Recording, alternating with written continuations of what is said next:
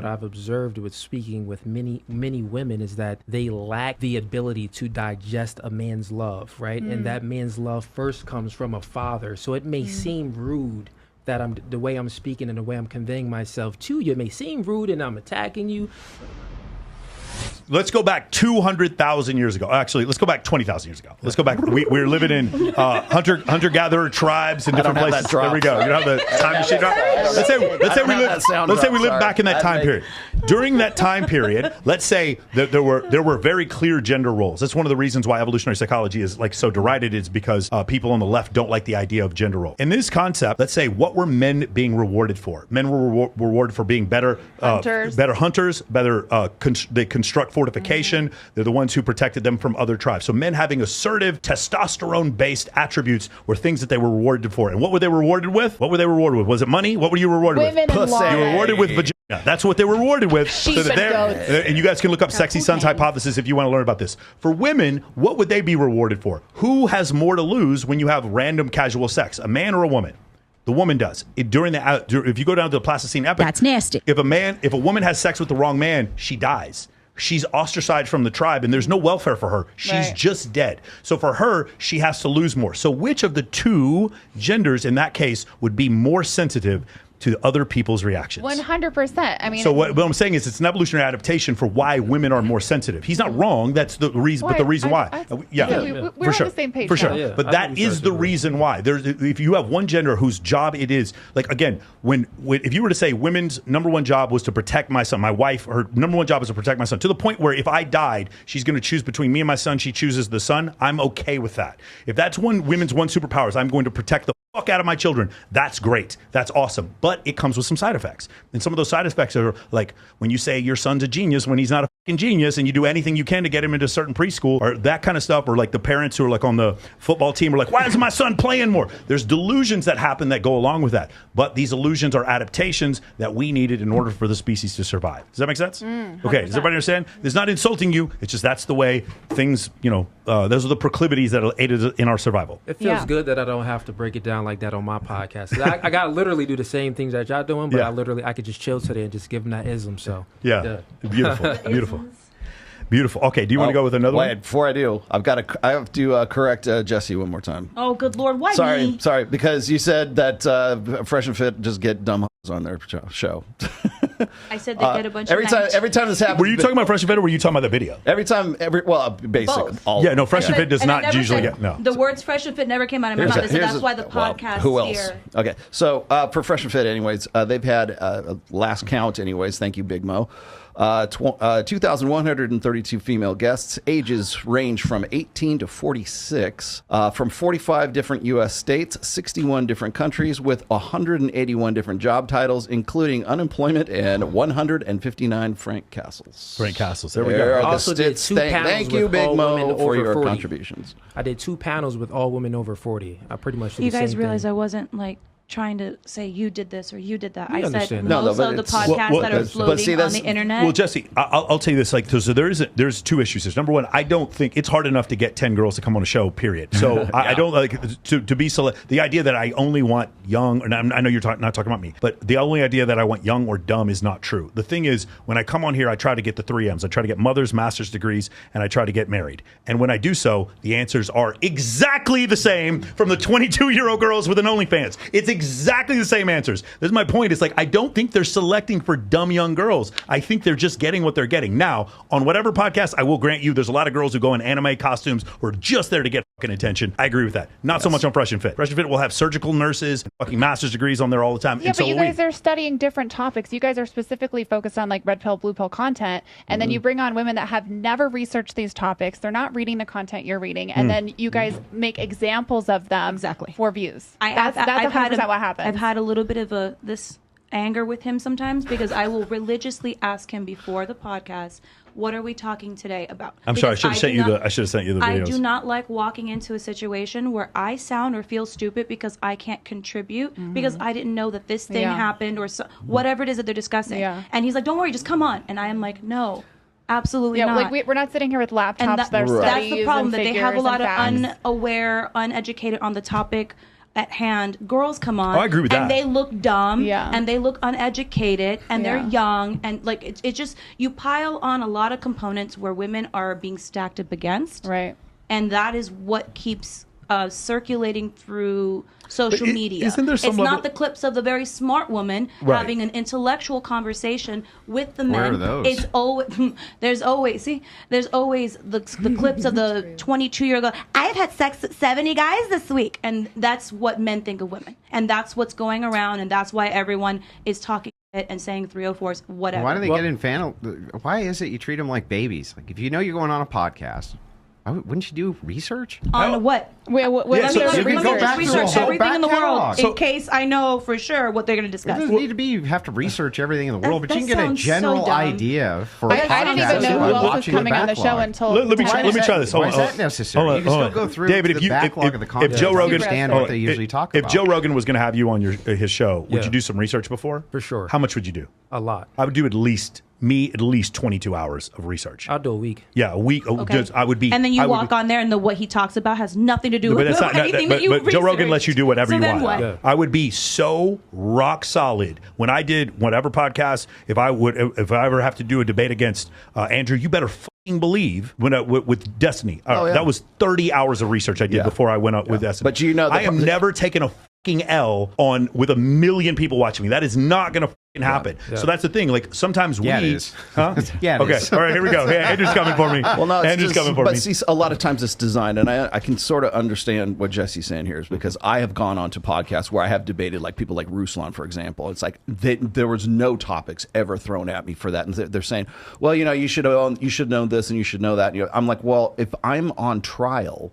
If it's not a debate anymore and it's just like an indictment or just sort of, a witch hunt, well, of course, I'll defend myself as best as I can. But it's like you can study somebody up to a point, but if they're going to say, okay, well, we're not going to talk about anything I've talked about in the past, and we're going to talk about, I don't know, nuclear brand new stuff. proliferation or some Exactly. shit like that, I'm like, okay, well, I'm at a disadvantage here. But those are the exceptions to the rule. True, right? true, I mean, true. usually that's not the case. Well, I no, understand you can walk into ambushes, things like that. Right. It happens. Lord knows I have. Yeah. Same. Everybody. But has I will who's say a this: when I podcaster. went on Dr. Phil, I did about 60 hours worth of my homework on that because I knew what I would be walking into on something like that. But if it's something that's a little more casual, where people are saying, "Hey, why don't you come on my show?" and we're going to talk about this, I don't think. I can understand how some podcast it might be that way, like maybe whatever, where it's like The Price is Right and everybody's got a costume on and they're all supposed to look at like, I don't know, idiots or whatever. And I understand that, but that's the thing is that if you know that podcast, you know what you're getting into already. You know that we're all going to wear. Well, but how do you know what you're getting We're going to into? look like the Red Bear and Go But study. wait, how do you know what you're getting into? Well, because you have to go and you have to do because the you background went, on you it, did the know? research and you figured it right. Is it worthwhile to do Right. that? And I was going to say, Jesse, I think that was one of the reasons why we started the show in the first place is because we're not trying to put women on the spot. Which is what We're I said trying to you last time. I come exactly. on the show with you Yeah. guys, not because I'm just his friend for so long, but because you could have a completely different of opinion or perspective, and you guys are not about to make the girls sitting in here feel stupid. We can disagree or agree to disagree or agree or whatever, but you guys don't make us feel bad for it. Yeah. However, proof in the pudding, as soon as I opened my mouth, the very first question asked, the two of them died laughing. And they thought it was really funny before I could even get my sentence out. There's just a different way to manage how you come across to people and how you treat them. And for me, that's the only reason why I come on here with you Got guys. it. So here's another thing. Like I didn't laugh. It was just me. Yeah, it was just didn't laugh at all. He's my not. apologies. He's not throwing him under the bus. I have a coaching program, so I have to be a little bit more political. These so guys, you would be mean to these me guys, these guys are otherwise. incredible, Much incredible more. content Totally. creators that don't have to do that. They can sit there and say exactly what they feel. They're not really concerned about sparing anyone else's One of the feelings. things that you're saying is something that I think is a common complaint that women just simply don't get. I was just saying a moment ago that men and women tend to speak past each other. We just saw a video right now where women are like, yeah, men ain't shit. Fuck, we don't need no men. And then you have all these men saying, yeah, we love women. We want to get with women. We need women. Women are hot, whatever it is, right? You see, what happens is you can sugarcoat things and you can put things you can tone police yourself. But eventually it becomes, it's not about the tone, it's about what you're imparting. It's about the content of the communication. It's about the information being related, as opposed to saying, I mean, you can sugarcoat it and make it as nice as possible, but it's still going to punch you in the face because if it's something that you disagree with that is factually true, then it's still going to have the same effect. But I think if you, like, for example, you probably have some incredible knowledge that I would find really interesting and useful and probably change my mind on some things. But I think the way you come across is so like off-putting, where it's like I'm immediately defensive. I'm like, why are you being like that? You know, I like can tell you why. Well, hold on. Let me finish. What I was going to say is, like, I would love to have a conversation with you and listen to what you have to say, but just it would be nice if you would at least try to do it from a place of education and, you know, sharing ideas instead of like slam dunking. But that's what I've been doing. That's not how it's being received. I don't feel that way. No, that's not how it's being received. Yeah, I don't feel that way. I could tell you why. I could That's tell what you're you saying. why. I don't feel that way. No, I think everybody Look, here at the table, I don't know, except for you, I'm not speaking for you. They don't feel that way. I promise you that you are definitely coming across as rude and condescending. Before you get to that, so I could tell you why. The reason why I feel this way, because we ain't trying to smash. I mean, I can speak for myself.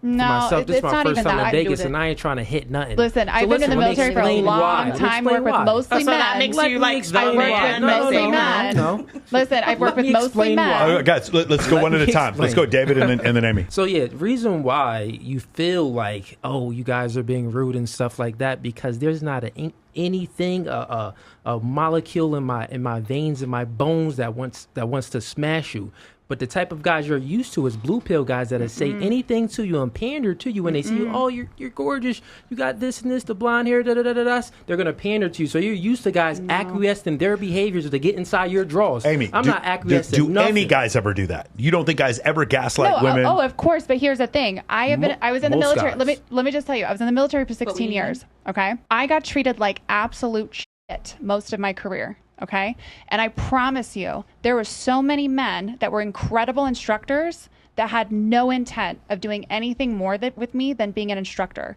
That's it. You want to talk about leading? Then lead by example and give information to women that you're trying to educate or whatever, but do it in an instructional fashion where you're not being off-putting. Do you want to have a war with women? Do you want to be disrespectful to women? Do you want us to not like you? Like, I don't know what your intent is when you're coming across. That's what I said in the beginning of the podcast. Guidance comes from a good, kind place. Let me ask you one question. Hold on. Guidance comes from a good, kind place. And when it's done in a demeaning fashion where it's down, like talking down and being disrespectful and rude, there's never going to be a point where we're meeting in the middle and like I'm even open to receiving the information because it's disrespectful. It's off-putting. Did you have a father in your life? Absolutely. I have a great relationship with my dad. Up question. You can ask that. It's a demographic question. Wow. Why would that be But it's a demographic question. You could ask. My dad died when I was in 2006. It's a demographic question. I have a great relationship. But here's the thing. No, I know where you're coming from. But the thing is, you think that he's accusing her of being this way because she didn't have a dad. But that's the point. You should be able to ask the question first. But just the fact that you're even saying those words out loud, you're making an assumption. No. It isn't. It's a question. So this is. Imagine if she said to you, like, what do you have a mother? What do you have a sister? Are you married? But he didn't do his neck like that. Like that's the thing. You're putting emotion in a dispassionate question that he had right there. You can ask the question. Okay, so right? she said to him, "Oh, are you married? Do you have a mother?" Yeah, but that's not. How is that offensive? And I wasn't offended by the question. I wouldn't give a fuck if someone asked me if I'm married. No, of course not. You don't find that offensive? If someone asks me if I have a mother, why would I care? Well, considering the topic of conversation and where we are, I think that's really offensive. I just think he was segueing into the next part of his thing, but I understand where that I choose to not be offended. There's a great book, The Subtle Art of Not Giving a Fuck by Mark Manson. I choose to not give a fuck if somebody says something and then later on judge them based on the content of their character. Like initially when I'm sitting there talking to somebody, they may say, man, I thought that dude might have been insulting, but I'm just going to chill and like hang out for a while. And then next thing I know, me and Andrew are friends. You see how it works? You just kind of chill out and listen. And then you find out that nobody here has any like animosity. I promise you these two guys aren't going to take anything you say personally. Yeah, nothing. And then let me explain why the reason this happened, just so you know, is because you're engaged in a meta conversation. You're having a conversation about the conversation. I don't care about the conversation about the conversation. I care about the conversation. So don't care if it sounds bad or it sounds mean or it sounds rude or there's nothing I'm saying which is untoward. I'm just looking at the conversation itself. But I disagree with that because you're doing it while also like mimicking the girls. You're still having a meta conversation. Nope. You're disrespectful to the girls when you're making fun of their voices. That's still a meta conversation. No, I'm sorry, but it's nothing to do with the topic. What is the topic? You are moving away from the topic. What is the topic? Well, right now it's the meta conversation is the topic. So. And I'm not interested in the meta conversation. I'm interested in the topic. I'm going to be interested about nothing you have to say while you're being disrespectful. There's nothing disrespectful to meta conversation. Your question to me was, did I have a great relationship with my dad? I did. I have an amazing relationship with my father. He lives in England. I go see him all the time. I grew up with him. He was an incredible father. Okay. He lives in England. You go see him all the time. Yeah. Oh, you're about to do something? No, go ahead. Yeah, so the reason why I asked that question is because, I do a podcast where I bring on, 6 to 8 girls a night. And what I've observed, I'm not talking about you, but what I've observed with speaking with many women is that they lack the ability to digest a man's love, right? And that man's love first comes from a father. So it may seem rude that the way I'm speaking and the way I'm conveying myself to you. It may seem rude and I'm attacking you, but I'm not attacking you. I got nothing but love for y'all. So that's why I asked that question. Well, I think you're actually being a lot more I think once we kind of got to a good working rhythm, we're fine now. I feel like the way you talk is very respectful. Yeah. So I'm good with us. Ava, I have asked that question on several occasions. Do you have brothers? Do you have a father? I don't think demographic questions are like that. But if he had said, "Hey, you're acting like you don't have a father," that would be offensive because then there's additional context. Totally, but just even asking the question is the thought and the assumption. You got to be able to ask questions. Now, going back to what Andrew said, he was talking about content and context. Andrew is interested in the content of the discussion. This is data moving across like a fiber optic cable. There's no emotion. You guys are interested in the context of the conversation, and in doing so, we never get anywhere because we're having a conversation about the conversation. Right, it's a meta conversation. Yes, exactly.